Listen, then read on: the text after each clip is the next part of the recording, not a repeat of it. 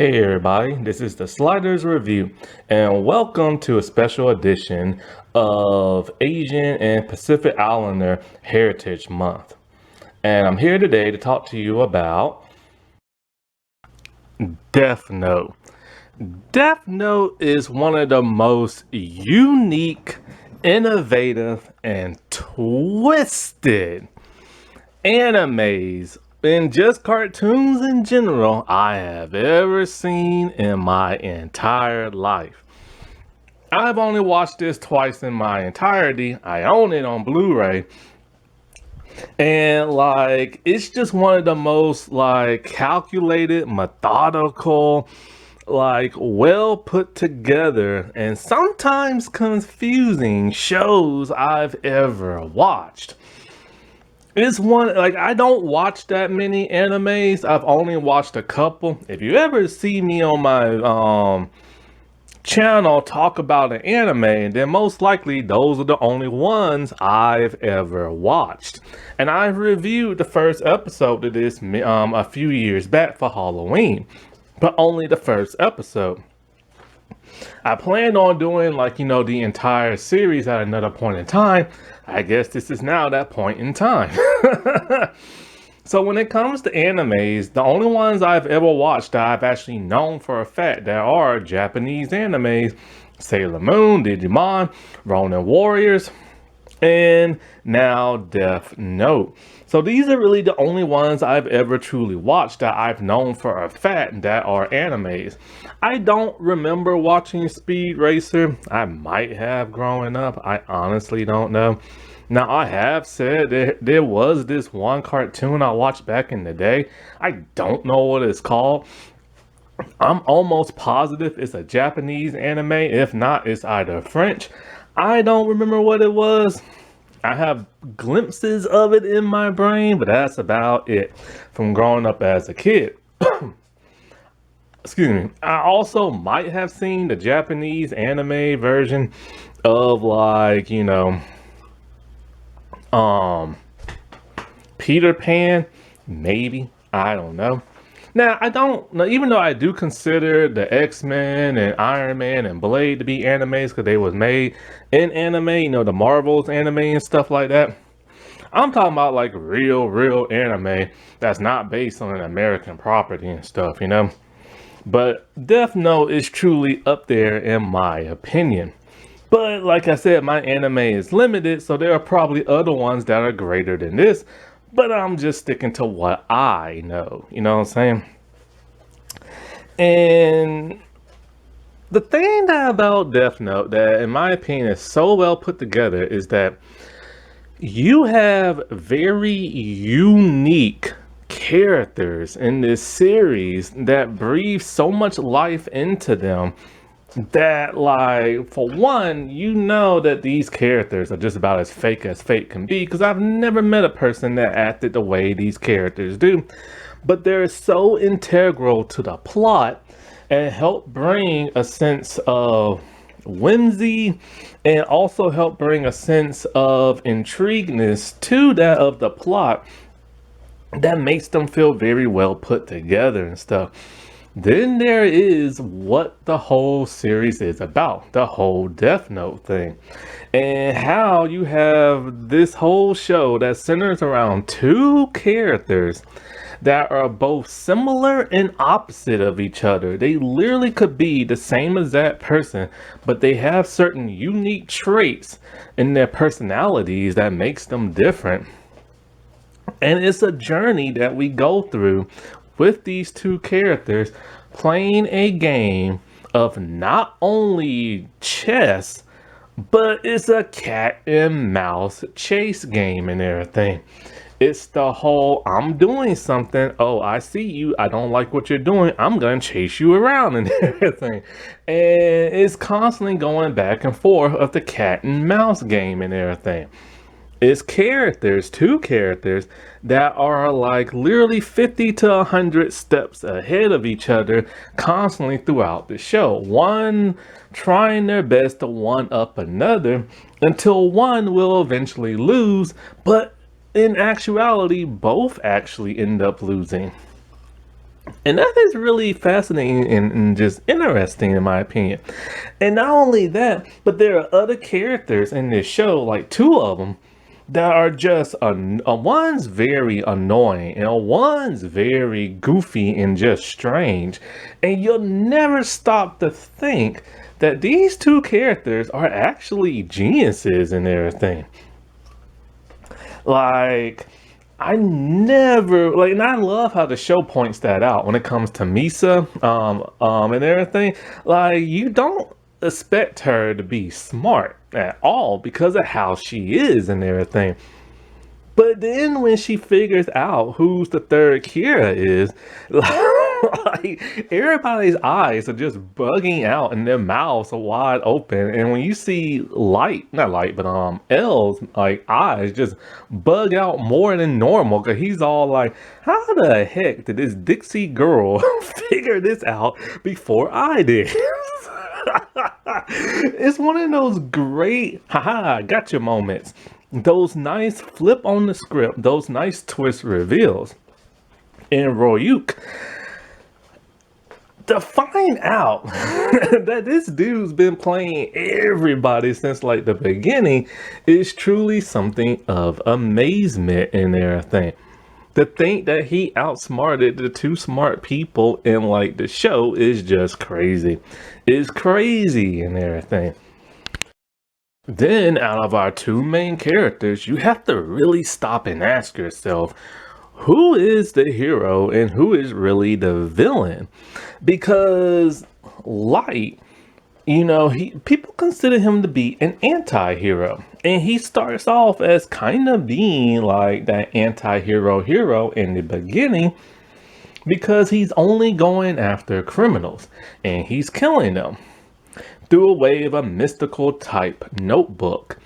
And in actuality, if this thing was to fall in your lap and you knew you could kill people just by writing their names in the book and picturing what they look like, most likely you would probably do it yourself.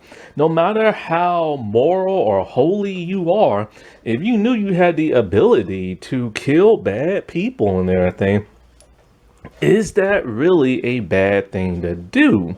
I mean, technically the justice system does that with like, a trial and everything like that. These people's already been tried and everything. They're just rotting away in jail, having life in prison and everything. So it's kind of like, would you go that extra step?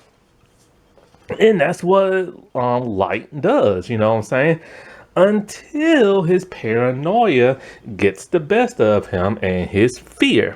And then once that happens, and he actually goes after like good people who are trying to stop him, this is when he turns into like a villain and everything. But in his mind, he is still justified because he's only going after people that's coming after him to stop him from doing what he wants to do. And he's trying to make the world a better place by getting rid of like people in prison and stuff who murder and assault people and everything. So it's that weird thing you have to stop and ask yourself, who is the villain, who is the hero? And then you have L, who is a highly smart person who's trying to stop Kira and everything. But it's like Light slash Kira is only going after villains and everything. But he's doing his job as a private investigator type person. He's going after somebody who's murdering people, which is what you're supposed to do and everything, law enforcement and everything. Even though he's technically not law enforcement, he's kind of like his own special rogue unit and everything. He's doing what you're supposed to do. But, is he really justified when all this person's really doing is going after bad people and bad people only? And it's only when, L sends people after him, this is when Light, gets paranoid and gets afraid and starts going after the people going after him. So it's kind of like a crossroads, you know what I'm saying? But as you go further into like the show, you clearly see Light is a villain. Like he will legit go after anybody who goes after him, and any person who could rat him out, he goes after them as well. He even contemplated killing his sister just to keep this notebook to like himself and everything. And not to mention, you have to think about the parallels between Light and Royuk and everything. Like, because they're both bored, they're both smart, even though Royuk doesn't act that way. And, they come into each other's path with the whole, like, Death Note notebook thing and everything. And it's really interesting how similar they are, even though they don't really act that way. Now, when it comes to this show, it ran for about 32 or 37 episodes. I think it was 37. And I felt like it went on for a bit too long at times.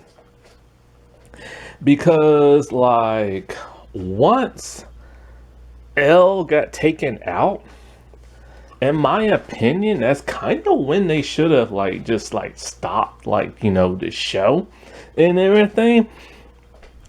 And they could have had it where both guys got taken out, or one was just the victor, and what's the other person gonna do? That way they could spin it off and make a sequel with the whole like Mello and Nier thing going after Light. I think that would have been a heck of a lot better in terms of the anime, and just shorten it and then have two completely different seasons, you know what I'm saying? Because once, I don't know, because, and also the character of Misa, it's kind of like once they started introducing these brand new characters and furthering the plot and the whole Elgin taking out thing, I just felt like it kept dragging and dragging and dragging. And then it's kind of like, when is this ever going to end? You know what I'm saying?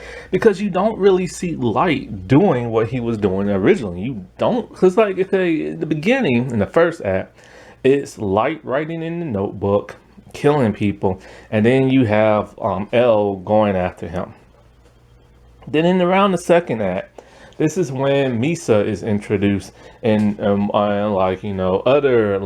Shinigamis, and because oh my god, Misa is so annoying. And then it starts to slow down because Light is no longer the owner of the book. He lost his memories, and so you don't get to see him use it. And so then it becomes like this whole mafia thing, and they start to use it. And then that slows down for a while until you get to the third act. Memories are restored. Light is taken, now L is taken out. And so years have passed. And now all of a sudden, these two new, people are investigating. And they're not as interesting as, L is, you know what I'm saying? They're like a combination of him and Light, and they don't like each other. You have Nier, who is more like L, and you have Mello, who is kind of like a more agitated version of Light. And so it's just kind of like, I don't know, I would prefer if it would have been like a different season and not have them meshed into like this first season, you know what I'm saying? Because it just feels like it's dragging and it's dragging. And you don't want to see Nier or Mello try to take Light out. You want to see L doing it, And so I feel like there are times, a point in time, where things just need to be cut off, you know what I'm saying? And so that's my really own huge gripe with this anime. But this anime didn't just start off as an anime to begin with. It actually started off as a manga and everything. And a very popular manga to where people are still adapting it till this day. There's been multiple, and I mean multiple, live action adaptations, live action Japanese series, movies, musicals and a very crappy American adaptation. And in fact, it's the American adaptation which caused me to watch the animated anime. But back in 2003 all the way to 2006, I can't pronounce his name, Toshigumi Aba, I can't say his last name. He's the one who created the manga, I think like 12 volumes or something like that. And there have been spin-offs and stuff like that with A Kira and C Kira and stuff like that. By the way, I can't pronounce Kira the way they do in the show. The best I can do is just say Kira, but I think it's like Kira or something like that, or Kira or something like that. I can't do it, so I'm just gonna say Kira. My tongue don't roll that way, especially when it comes to R's and stuff. And so, like, yeah, it was like 12 volumes from like 2003 all the way back to 2006. And I remember the illustrator who drew this stuff, excuse me, he pretty much figured out how, these characters will look in his mind. But Ryuk was the hardest one of them all to kind of figure out because he's a Shinigami. He was originally just going to have him be like a regular human guy with kind of like spiky kind of black hair, but then decided to go more the monster route. But the more reptilian look to Ryuk's face and everything, these big bulging eyes, this big Joker smile to him and everything. And, in my opinion, one of the coolest designs ever. And so, like, from 2006 to 2007, Madhouse decided to make an anime. And I can't pronounce his name either. Tazuro Akiri? I can't say his name. He's the one who made, like, the anime. He was extremely happy to make the anime and stuff. Now, he said, like, he didn't want it to be about kind of like, justice and morals and stuff like that. Like, he wanted to go a little bit more deeper than, kind of like what the manga was, to really give that, like, anti-hero feel to, like, light, and the consequences that he has to make. But there's been other adaptations. There's been like, games, like video games and everything. There were like 3 live like action movies. There were like, a smaller like novel based off it. They call it a light novel, but not based on Light himself. I believe it revolves around L. And there's been like a musical and stuff, and there's been a couple of like live action like Japanese dramas and stuff. Not all are well received and stuff. There's one, I believe the first one, where they tried to sympathize Light and everything and change him up just a little bit, and I think a lot of fans did not like that. But there's been a couple others, and one interesting thing about them, you can buy them on Amazon. And so the Canadian voice cast for the anime dubbed one of the live action like projects and stuff. And so that's really neat in my opinion. Now there is an American one that came out in 2017, and that's actually how I got into Death Note. And so, like, it was on Netflix, and I saw the trailer, and I'm all like, wow, this looks like Final Destination. I love Final Destination. And so I watched the movie, and I was so confused. I didn't know what the heck was going on. And I was like, this movie is just so weird and, like, horrible and everything. So I decided to go on YouTube and watch some reviews. I think this might have been one of the first times I ever started watching reviews online. And so, like, as I'm watching the reviews, so many people hated the American remake. They say this is horrible, it's not as good as the anime. They say it's too much like Final Destination.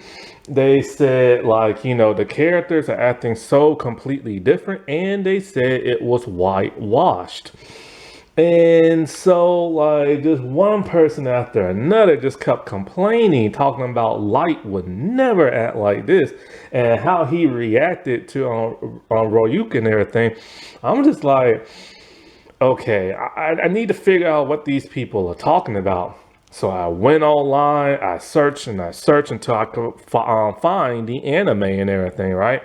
And so I watched it and I fell in love with it and everything. And so, what is so odd and strange now about the American remake is that last year Netflix said they're gonna make a sequel. I'm all like, why the heck are they gonna make a sequel to a movie that did not do very well? Yes, it took a lot of beats from the anime and manga and stuff, but they reworked things around and they added in this weird rule where if you rip a page out and burn it with a person's name on it, like they can't die or something like that, which was a fake rule from the anime. And so I'm all like, why the heck would they make a sequel to this? It was so bad that fans of the anime harassed the director who made the American one to the point where they scared him off of Twitter. And he hasn't been back on yet. There's a parody account of him, but that's about it.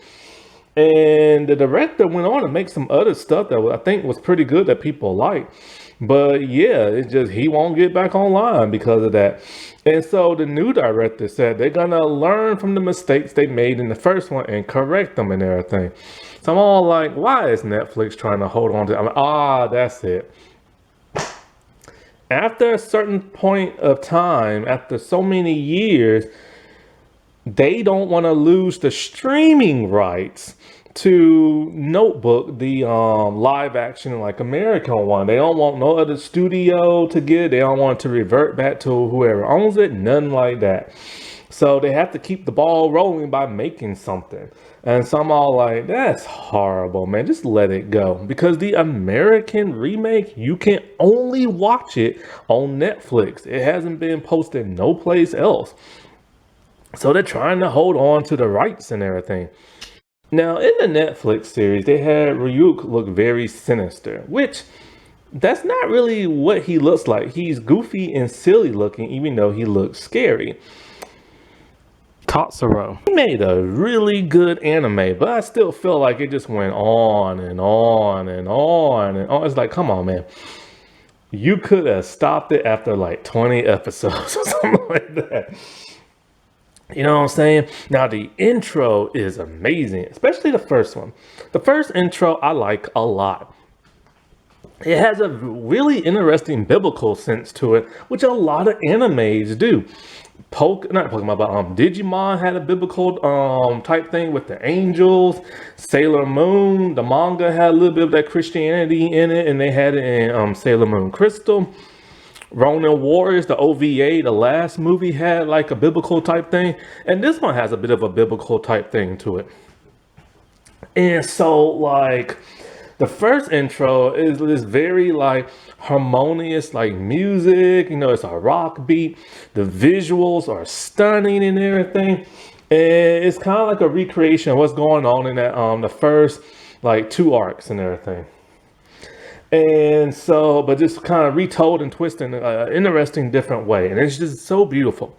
The second one is just straight up heavy metal, like rock. And it's just like head banging and crazy and screaming and everything. And it's really showing the decay in Light's mind as he's going insane and everything. The color visuals are really stunning. The movements are intriguing and stuff. It's one of the best intros I've ever seen, and I'm a person who loves intros. Now, as for the voice cast, this is what's really interesting. The cast of X-Men Evolution is the one who voices a lot of the majority of the characters in this anime. And that's really fascinating because when it came to Ronin Warriors, the OVA movies, a lot of them like replace some of the main cast and also voice other people in the Ronin Wars OVA movies and stuff. So that's kind of cool. They got a Canadian cast, but just not any other Canadian cast, the X-Men Evolution people. So that's just fascinating and stuff. And so like good for them. And man, they did an amazing job. Like, okay, the guy who voices Nightcrawler, Whaley, he's the voice of Light. And what's his name? Alessandro Giuliani, who voices Gambit in the cartoon, he is the voice of L. I thought it was James Woods scumbag behind, but no, it's the dude who voiced Gambit and stuff. That's just like crazy and stuff. He did an amazing job. And like the actress who voiced Mystique, she was Rim and everything. And I'm just like, holy crap, dude, this is like awesome. X-Men Evolution is beyond underrated and more people should talk about it. But yeah, when I say this is like one of the most famous like mangas there is to turn into anime and get adapted by so many people, it really is selling like 30 million copies and stuff like that. So let's get into like the show and the characters and stuff like that. So before I get into characters, let me talk about what the actual Death Note is. The Death Note is a typical slender black notebook, and inside is just regular paper. And basically there's a bunch of rules, like on the first page, talking about like, you know, and there's a bunch of rules to follow, and also the Shinigami will also tell a person, you know, what the rules are. Basically, if you write a person's name in the book, they will die. But there's an implication to that. You have to think of the person's face and know their exact name and everything. And you have to spell it correctly. Basically, if you just write their name and just leave it as is, they'll die within 40 seconds of a heart attack. But you can actually predict how exactly they're gonna die. Say a person like, you know, runs into traffic. So you'll say like this person runs into traffic and about 6 seconds later, they will actually do it. And you can control the actions of a person. Also, like, I'm trying to think. I think that's really the only like rules of like, you know, the actual book. Now, when it comes to the whole Shinigami thing, you can actually take their eyes, where you can see a person's name floating over their head and their lifespan of when they're gonna die and everything. This helps people write people's names in that of the book and stuff. But if you do that, you'll take half of your life away and give it to the Shinigami. Now, you can also relinquish the book and everything, and when you do that, it will take away all your memories of like the Death Note, who you killed, and you won't be able to see a Shinigami no more. But if you hold possession of the book, you can only see the Shinigami that the book belongs to and stuff. Now, you can get your memories back and everything if you touch a Death Note that coincides with the one you used and the one that the Shinigami like possesses and stuff. And when you do that, you only have your memories as long as you're holding on to the book. If you let go, then you lose your memories again. And so like you can also rip pages out of the book and use it as you want to. It's a very, very, very powerful weapon. But you know, you have to be able to see a person's face in your head, and you also have to have their name correctly on the thing.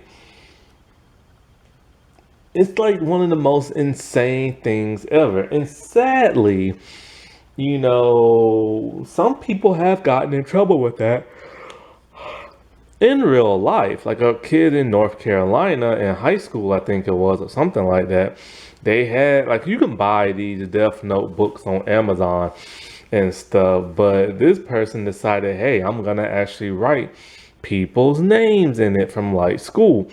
Well, you can't do that because that's technically a death list, and you can be arrested for that. And I remember back when I was in high school, back in the late 90s, early 2000s, before the concept of the manga of Death Note ever came out, there was this kid at school who was constantly getting picked on, and he had a death list. Somebody found out, they found it in his locker, and he was expelled.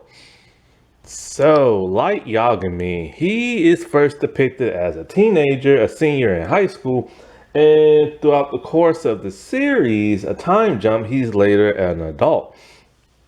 So he is a highly intelligent person, one of the smartest people like in Japan and stuff, if not the world. But he is also very, very bored because he's so intelligent that everything is pretty much just like beneath him and stuff. And so, like, he comes from a really good family, a mother, a sister, a younger sister, and like a father who's the captain of the police force and stuff. And so one day he spots the death note on the ground, picks it up, and sees that of Royuk, that of the Shinigami. And he's a little freaked out and everything, but like he later debates if what Ryuk is saying is real or not. So he tests the death note out on like, like a criminal and stuff, and was shocked and surprised to see that it actually works. From there, he decides he's gonna build a brand new world, a world without crime and stuff, by executing that of criminals and becoming a god in his new world. For the most part, he's an anti-hero when he starts off because he's only killing criminals and stuff. And he sees it as like cleansing the world and like, making it a better place. But then, because he is committing murder, a task force is sent to like capture him or try to figure out who he is and capture him. The people of the world pretty much call him Kira and everything. Basically English like term similar to that of killer. And so he adopts that name and it gives him a bit of an ego. And so he's always this cool collective type person and is always thinking ahead. So much that like he rigged his room to where like he can tell if somebody comes in by adjusting like the handle and stuff. And not only that, he keeps the death note in like his drawer in his desk, but he rigged it to where you have to open it up a specific way, and if you don't, then there'll be like an explosion and stuff like that, which will destroy the death note and also singe the person who's trying to get into it. He's thinking a little too extreme, but he knows how dangerous this death note thing is. But the thing is, it's only when he starts to be followed by that and the FBI agent from America, this is when he starts to turn sinister. And so basically, he's also paranoid because, of course, if somebody finds out who he is, he's in a lot of trouble. So when this person starts to follow him, he decides, Ryuk can see this person following him and lets him know. So it's kind of like he worries. He's kind of like, what do I do? Do I just stop doing what I'm doing? Or like, do I continue because I feel like I'm just in my cause? And how do I get rid of this person from stopping investigating me? So in his mind, and really his first big mistake was murdering this guy, the cop dude. So like he's, thinking the way he does and everything. I think his name is Pember or something like that, Ray Pember. So he devises a way to set up Ray Pember and have him executed and stuff by having this one criminal type person touch the death note, getting on a bus and taking it hostage. And then I think, what does he do? I think he has the guy shoot Ray, and then like he has the guy just run off into traffic. He thinks he's in the clear, but he didn't realize Ray might have like an accomplice or a girlfriend or something like that. And in comes Naomi and stuff. And so Naomi, I think her name is Miss Zari, I think her last name is. She is the girlfriend of Ray. And so like she's wondering how the heck could Ray, like, no, no, wait. The dude didn't shoot Ray. That's right. I forgot. He didn't shoot Ray, but he calls. Okay. I completely forgot. Like I said, I only watched this twice in my life. So, like, yeah. I'm remembering now. So, Ray assumed Light was Kira and everything, and so he had that one dude take hold of the bus and make it seem like, Light's just an ordinary regular person and stuff. And so after that, Light decides to sneak up behind that of Ray and be all like, look, I'm Kira and everything, and if you don't want me to kill you, I want you to write the names of every FBI agent that has come to Japan to like investigate me on this sheet of paper. Unbeknownst to that of Ray, he has no idea. He just touched the death note and he's writing the names down in it. So it causes that of Ray to, it causes that of all, like, the FBI agents to die, which is about like 14. And then Ray later dies and everything, which causes that Naomi to be worried and want to talk to the task force about Ray's death because something doesn't seem right about it. It causes Light to become even more paranoid. And so, like,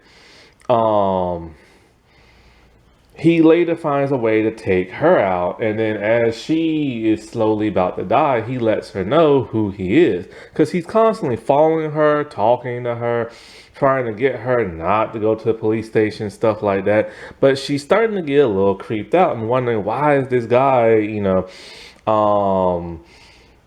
so adamant about like helping me and this and that, and she wonders if he could be like Kira. Now, the thing about Ray and Naomi is that they are associates of L and everything, so they are highly smart in everything, and so they start to figure out, could Light be Kira? A lot of people who are intelligent suspect that of Light. Now, with that of his intelligence, sometimes Light will help out the police force in Japan. And he's the number one suspect when it comes to L because of the simple fact that the people that Light are executing will have to have knowledge of, like, who's in jail and stuff like that and who's about to probably be executing anyway. So L determines that, it must be somebody who's either working for the police force or related to them. So that's why he assumes it could be Light, because Light is also very intelligent and stuff. And he also suspects that whoever Kira is must be in high school because of the specific time in which they always kill people. They would have to have, be in school during the morning, then time to study, and maybe cram school or something like that. But it's always the specific time in which, Kira does it. And when it comes to that of L, he only goes by the moniker of L, the initial. And he's a very peculiar person. Like, he's always eating sweets. Like, he's always eating candy and milkshakes and all kind of other like sugary substances. And I'm like, how does his teeth not rot? But then the only other food he'll other eat is that fruit. You never see him eat anything else, and he's constantly eating. And so he also sits in a peculiar kind of way. He squats. And whenever he's in a room, he's always barefooted. He has these like bug eyes that just stare and stuff like that. And he tends to take his finger and goes up his upper lip and lifts it up a little bit. And when he talks in very short, kind of like fast, short, kind of like short phrases, but in a very fast kind of way.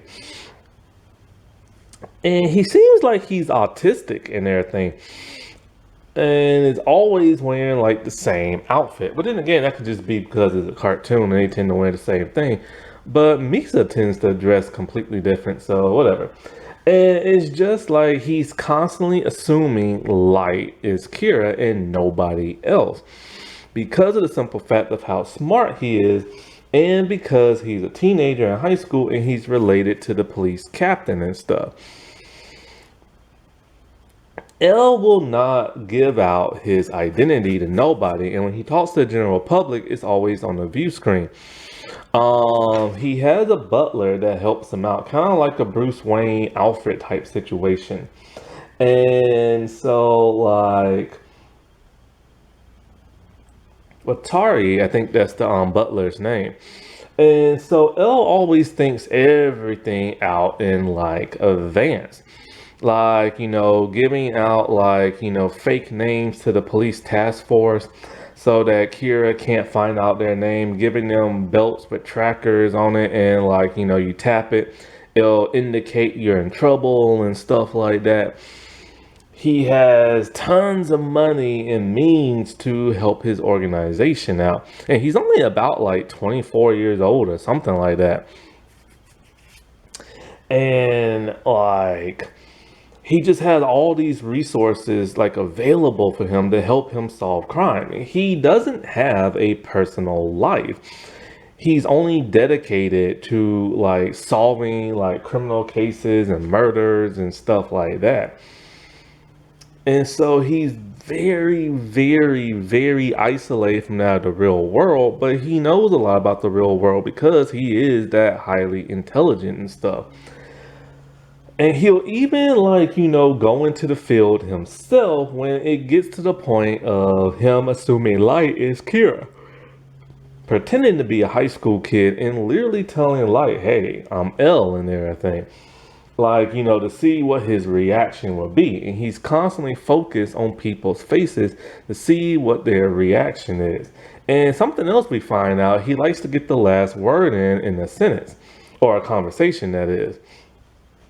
And he refuses to lose. He's very intense when it comes to finding out who, like, Kira is and stuff. And he's almost certain that it is Light. Even times where it seems like it's not Light, he still assumes it's Light because he doesn't want to be wrong. And he just has an inkling that it could be him. Until a second Kira starts to show up, which kind of confuses him a bit. Now, he doesn't believe in Shinigamis, but then when he realizes that one could be behind all this, like killing and stuff, it does freak him out in a chair. Like, before he even sees what one looks like and everything. Because he does fear that somebody could just write your name in a book or could take your life in an instant and stuff like that. But I swear, like, L's mannerisms are just really peculiar. He does seem like he's like autistic with the way he stares, like the way like, he wiggles his feet. But then he has other traits that are just bizarre and weird, like how he holds a phone, how he'll never dial a number. Like the thing he does with like his finger and his lip. Like how he's always hunched over and stuff. It's like he goes out his way to be like very, very like different. Now, the second Kira is a girl named Misa Amani, and she's like a pop idol type person. She starts off as like a model, and she always dresses in golf when she does the model stuff. She is overly sexualized. You can tell somebody was extremely horny when they came up with the creation of her. She's dress is very provocative and everything, and just like really slutty. And it's like she's very annoying and everything. She reminds me of a cross between Harley Quinn and Tiffany from the Chucky series and stuff, but worse. And so, like, she is obsessed with Kira because one time, see, here's the thing, unbeknownst to her, she was being stalked by a guy and he was gonna kill her. But a Shinigami fell in love with her and prevented her from dying by killing that guy. And that's the only way to kill a Shinigami. They have to fall in love with a human and they have to prevent that human from dying. So that Shinigami died and told Rem to give his book to that Amisa and everything. Rem does that, becoming that of her Shinigami, but also ends up falling in love with her. And so, like, what was it? Like, a person murdered her parents. And a year later, Kira killed, like, that robber and everything, not knowing it has any ties to Misa. This causes her to be obsessed because she feels like, he did her the biggest favor ever for getting revenge on, like, her parents' murder. So she takes the Shinigami ideal and everything, and she goes looking for Kira. Now, you can't see nobody's lifespan if you are in possession of a Death Note. So she moves to Tokyo and just starts searching for Kira until she finally finds that is Light. Light thinking he's one step ahead by hanging out with tons of people in a group. Not knowing she took the deal and not knowing he doesn't have a life expectancy because he's a possessor of, like, the book. She's a heck of a lot smarter than she appears, but she acts so boppy and ditzy in the head. Now, a lot of the females in Death Note have been criticized, especially her, because they only serve as either love interest or an accomplice to, like, a task force or something like that. And she is the biggest example of this, only being a love interest and nothing more. But it's a one-sided love thing where she is obsessed with that of Kira later on Light. So he uses her to his advantage because she has the ideal and stuff. And so they suspect that she is the second Kira and they have her arrested. But Light, being the smart person that he is, he's planned all of this out in advance. And he can't kill her because Rem has threatened to kill him. Because Rem, just like Ryuk, has a second Death Note and everything. Rem is the Shinigami to that of Misa. You're basically attached to the human if they stumble upon your Death Note and everything. Or if you give it to them. And she, just like the other Shinigami, was in love with that of Misa. And she will do anything for her. So Light knows this and realizes he has to get rid of her, but also needs to use her to his benefit and everything. So what he does is, like, he has Misa relinquish the Death Note, making all her memories go away.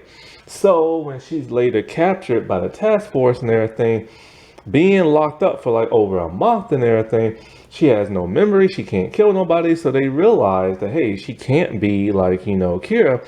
But of course, Light still suspects something nevertheless.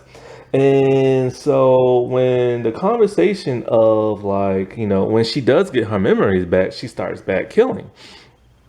And she has no qualms with, like, killing a person and stuff.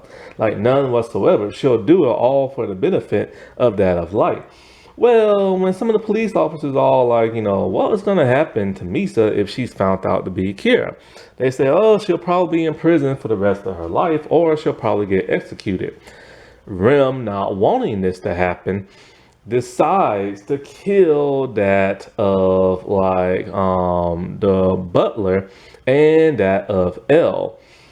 And it causes her, of course, to die because she prevented, anything happening from like Misa. She's also voiced by Mystique from X-Men Evolution. Ryuk is the Shinigami to that of Light.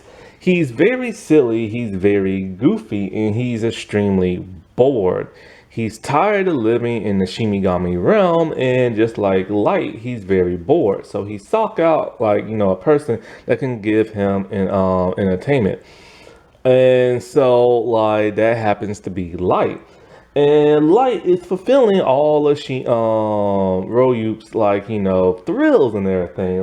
Cause Light is using the Death Note in such a way, and all this crazy stuff is happening, and Ryuk is just loving it and stuff. He also loves apples because apparently they're juicy in the real world, and everything in the Shinigami world tastes like sand or ash.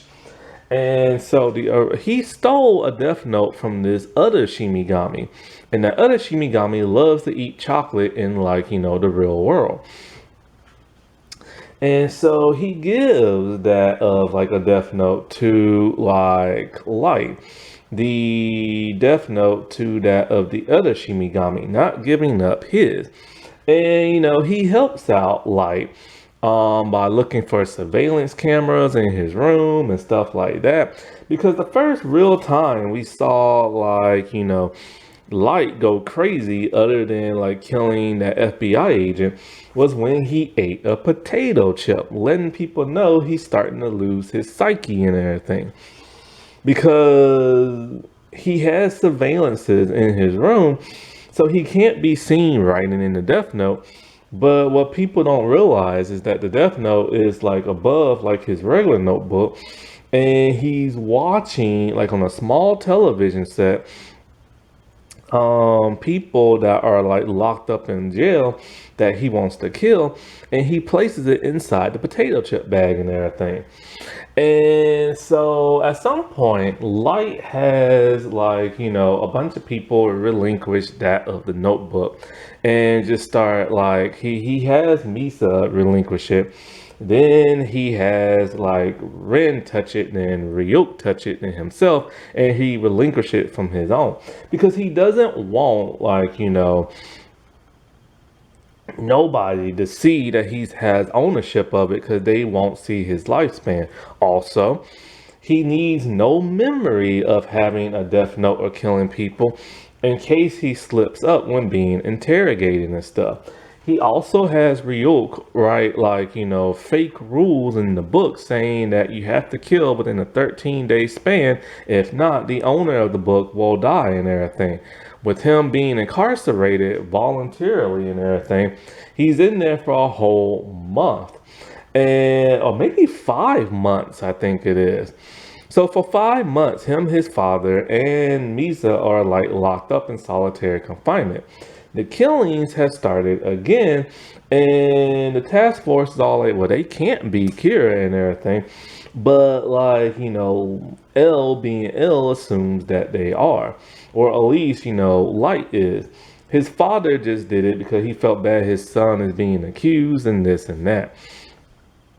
But what they don't know is that Light had Rem give the Death Note to a mob and everything, and only one person in the mob was using it and killing people and stuff. With his paranoia and everything, he was later captured, and so the task force gets a hold of the Death Note, causing them to see the Shinigami and causing them all to freak out. And so because of this, Ryuk and Rem are able to lie to the task force on behalf of that of Light, who later gets the Death Note back. But he actually has had a piece of it the whole time in his watch. And so, like, he's just been waiting to get his memories back so that he can tap his watch 4 times. A hidden compartment comes out. There's a piece of Death Note. He takes the needle, pricks his finger, and writes down the name of, like, the mobster that had, like, the Death Note and stuff. And it was so funny. He's all like, this would be like the longest 40 seconds of his life because he's sitting next to that of L. And like, he's holding on to the book so that, he can keep his memories and stuff. So the task force is comprised of a bunch of like police detectives and that of Light's father, Captain Yagami. And I like him. He's my favorite. You have to feel bad for this dude. He will do whatever L wants because L is in charge. And L is always assuming that his son is Kira and everything. And it has to pain him, to go through all this crap. So one time he got, like, I think hurt and he was in the hospital. And so, like, I forget what it was. Something happened at a news station because there's this one guy who's like a fan of Kira and he works for like a news station. And somebody was supposed to, oh, and I remember, Misa had called in, pretending to be like Kira and everything to draw out the real Kira and talking about how they're going to expose Kira's identity or something like crap like that. And so, like, one of his officers were there at the news station, so he has to get this dude out. So, hurt and wounded, he takes like an ambulance and he just busts through like the news station and everything and gets the dude out. I think it's one of his officers or somebody else. I forget who it was. But there's a problem. When a cop went there to try to get this person, they couldn't because Misa saw them and wrote their name in the death note. And the police force all like, how the heck is Kira able to kill just by looking at people? So they know they have to cover their faces. So like I said before, this dude just like drove through like the building, so people can't see his identity. But he can't leave now. So the rest of the cops, they make a barricade with their cars, hiding his identity and stuff. And that was like the coolest thing I ever saw. This dude is truly balls to the walls and everything. Then there's an intense part where, like, like I said, he was in like solitary confinement for the longest time because, he wants to be there to prove his son's innocence and stuff. But then L still assumes Light is like Kira. So he has the captain take both Misa and Light into the field, talking about you're being accused, you're gonna be executed, but don't worry, I'm gonna take you out before like they can take you out. And I'm gonna let Misa watch and everything. Then I'm gonna take my own life. And it was a really intense scene because Light no longer has memories of the Death Note and neither does Misa. So he's freaking out thinking my dad's about to kill me and everything. And this was all a test just to see if Misa would like kill just by like, looking at him and stuff. And so he eventually loses his life because when L dies and he's in America, he has to trade the Death Note for his daughter and everything. And because she's been taken captive by this mob in America, spearheaded by Mello and everything. So he takes the Shimigami deal of the eyes and like he's able to kill members of the mob, but then when it comes to Mello, he hesitates and Mello shoots him up and he dies. Matsuda is the youngest of the group and he's pretty much like a screw up and very, very hopeful. And so he also has a crush, a gross crush on that of like Light's sister. And he's so much older than her because she was a teenager and then later a young adult. And I've been wondering, why is that? Like, because you have Misa who's 24 and crush on a teenage Light. Then you have this cop who's an adult and crush on a teenage girl. I'm like, why is that? Well, I found out that years ago, the age of consent in Japan was 13 years old. And now it's like 16. It's been 16 for about 2 years. Yeah. This probably explains also the whole Sailor Moon thing and Tuxedo Mask and the age difference with that. I don't get it. But anyways, he's just a rookie cop and he screws up big time with the mob where he has to be rescued in a very elaborate, cool kind of way. And so he's just basically a screw up, but he has his like he mans up towards the end when he takes out Light and everything. And he shot the crap out of that dude at the very last episode when Light was about to like use the Death Note and like write somebody's name on that sheet of paper. And I'm glad they gave him that moment because he was the worst of all the cops. And it makes you wonder how the world did he even become a cop? And he proved why he's a cop at the very last moment. Moogie's the really tall, big guy, and there's not really much to him. He pretends to be like the manager of that Misa after Matsuda. And so he's just a regular cool cop kind of person. Aizawa, he's pretty cool. He's the one with the afro. He's the one with the family. And when the police task force or the police station in Japan decided to side with Kira, they're not going to pursue him. Everybody had to relinquish, their title of being a cop. But he debated if he was going to do that because he had to feed his family. L was testing him and he didn't appreciate that and let L straight up know he hates him and everything. He quits. But then when they had to go after that mob, the task force and everything, he decided to rally the rest of the cops and be there to help take that dude down. And then he later rejoins the task force and everything. He's the first and really only cop to actually question if Light is L because Nero puts that in their head and everything. So after L dies, Light takes up the moniker of L. And it's so disrespectful. But I think he did, even though he hated L, he had a level of respect for him.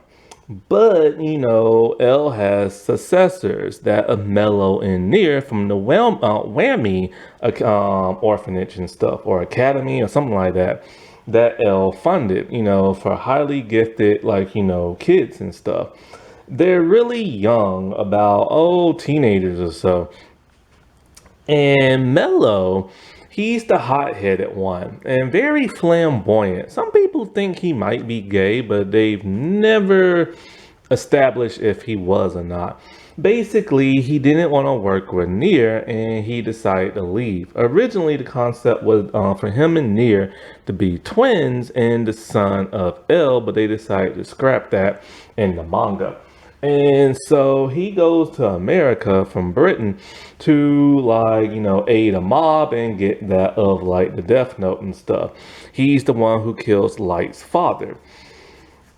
After he planned everything out, but he planned on just blowing everything up. And he blew off half of his face. After that defeat from the task force, because all his mob people died because of the captain, he decided to go back and work for that of Nier. Now, the thing about Mello, he loves to eat chocolate bars and chocolate bars only. And he dresses very flamboyantly and everything in leather-clad outfits. Nier is very strange and peculiar. He's very similar to L. He's always sitting down, and you never see him really stand up.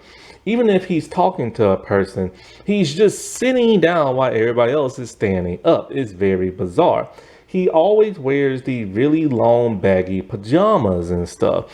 And he's constantly playing with toys. He's always building buildings out of dice or matchsticks and everything. And he's just constantly playing with toys. And he even has toys that look like little finger toys that look like actual people that he's investigating or working with. He's just very, very, very peculiar. And personally, like I said before, I don't like him and I don't like Mello.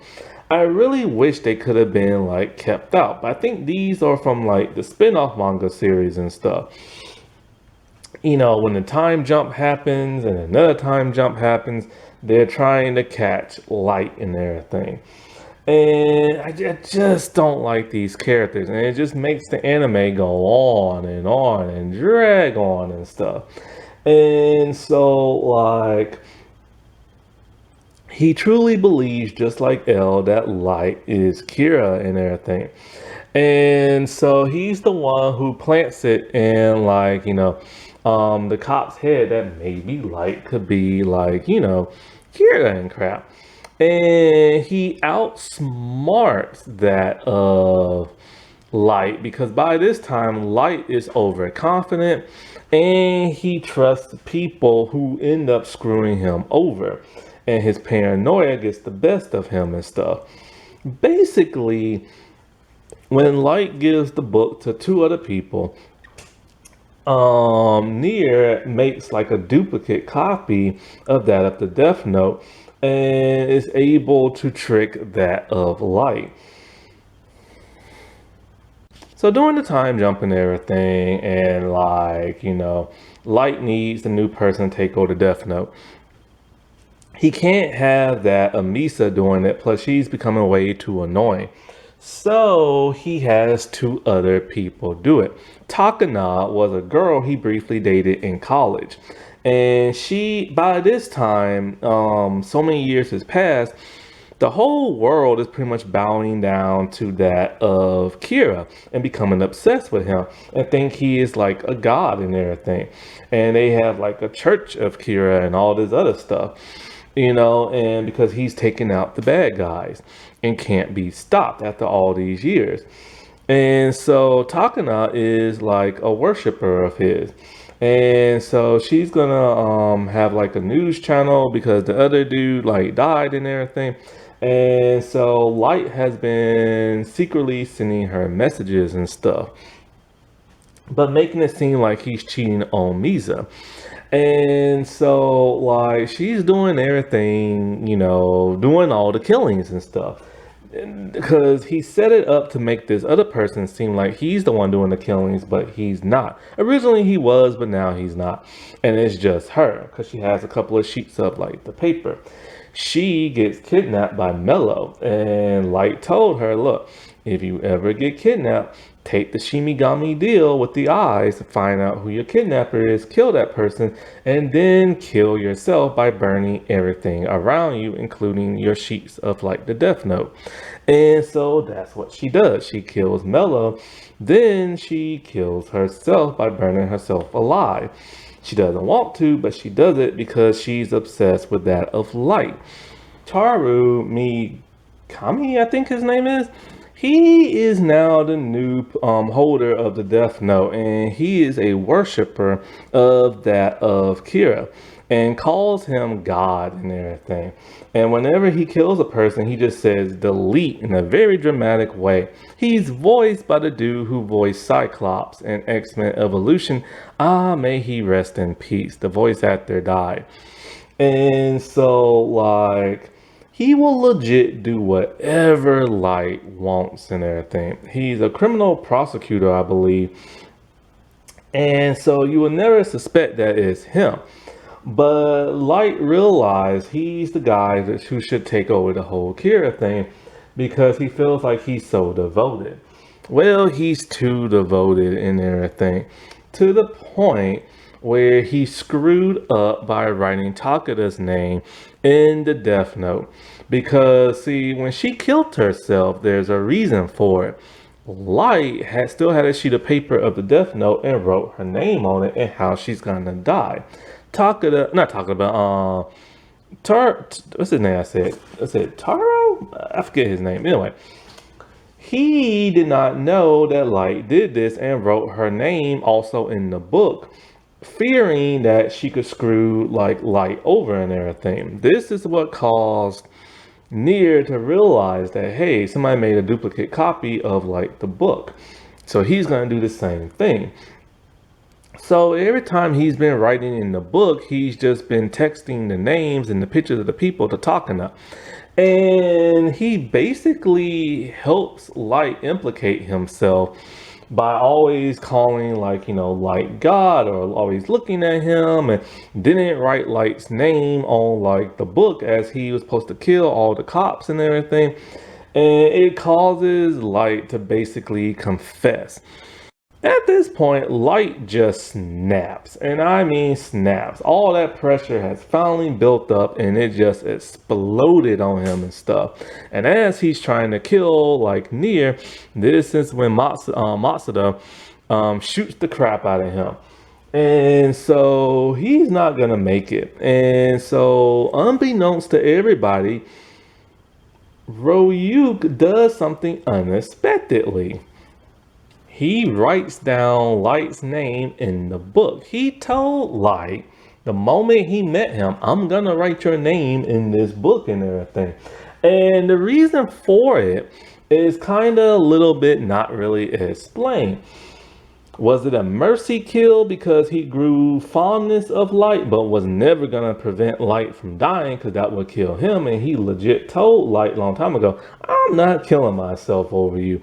And so, like, or was it because of what Ryuk said? He said plain and simple, I'm attached to you, and I'm not about to spend the rest of your life in prison as you get life in jail, and me just sitting in the jail cell next to you being bored out my mind. And like, so he has no idea if Light will ever get the death penalty. So he's like, screw that. I'm not gonna stay here for like decades and decades just being bored out my mind. So I'm just gonna kill you now and everything. So either he did it because, Light was about to die from the gunshot wounds and the game is over, and Ryuk was going to be bored because Light was going to die anyways and his excitement was going to be over. Or did he kill him because, simple fact, he just didn't want to sit in the jail cell for decades and decades and stuff? Or was it a mercy kill? But like I said before, Ryuk might be really stupid, but he's the smartest person of them all because he's the one who put all of this in motion. Light would have never done any of this stuff if it was not for Ryuk being bored and giving him the death note and everything. Insane. Now, as for Misa, what happens to her is just like crazy. Now, she no longer has memories of Death Notes and Shinigamis and stuff. She's still dating Light, but she suspects that, he might be cheating on her, but she's still in love with him and everything. And when she finds out he dies in the manga, she takes her own life. In the anime, we don't know. She's like on top of like a skyscraper tower, and she's on the edge, and she's just looking up at like, or she's looking up or down, like really sad. And we don't know what she's gonna do. They just left that part. I guess they didn't want to go that dark. You know what I'm saying? One thing I've always wondered is, did they respect each other? Did L and Light respect each other? Because L always assumed that Light was Kira, and like Light always wanted L dead. But there were moments like when L was out in the rain and he realized that his time is coming to an end and he might die. And then him and like Light have a chat, and then all of a sudden he starts drying off Light's feet and giving him a foot massage. It's like, why? You know what I'm saying? Like, did he respect him on a certain intelligent level? Because think about it, L is technically defeated by this time. He hasn't been able to figure out, like, who Kira truly, really 100% is. And Light is very intelligent. Maybe he respects him on an intelligent level or something. Or maybe he likes him. Who knows? Because Light did get really pissed at Nier for wearing an L mask, talking about you're not good enough to like represent like L and stuff like that, showing that he did have a level of respect. So yeah, this was like a really interesting, very fascinating anime and everything. To where like you have these highly intelligent people, you debate if they are truly a killer or not, if they're really doing humanity, like a good thing. It's just so like intriguing. And would you do the same thing if you had that power and stuff? And it really shows how, like, none of this would have happened. Light was just been a regular person working for his father and everything, if it wasn't for Ryuk just being bored out his mind. Like, it's just insane. Plus, the visuals are great. The music, the orchestra of people singing in the background as people writing in the Death Note was always chilling and everything. I hate how they made America look stupid in the president. Like, talking about like how he just caved and did whatever like Kira wanted, and how the Americans went crazy over like money and stuff like that. And it's funny to see people still have flip phones in the year 2012 because they had no idea smartphones would take over. Because this was created back from 2003 to 2006, you know?